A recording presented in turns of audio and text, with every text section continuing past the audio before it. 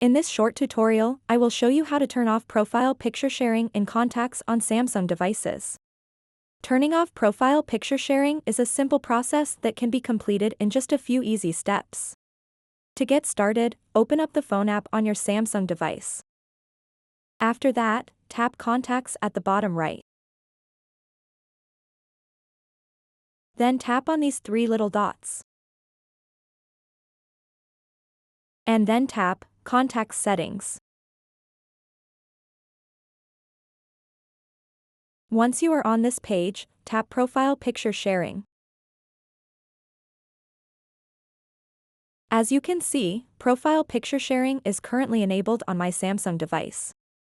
To turn off profile picture sharing in contacts on a Samsung device, simply toggle off this switch. So that wraps up this tutorial. If you have any questions about this whole process, please let me know in the comments section below. And if this video helped you out, please give it a big thumbs up and subscribe to this channel for more tutorial videos like this one. Thank you so much for watching and have a good day.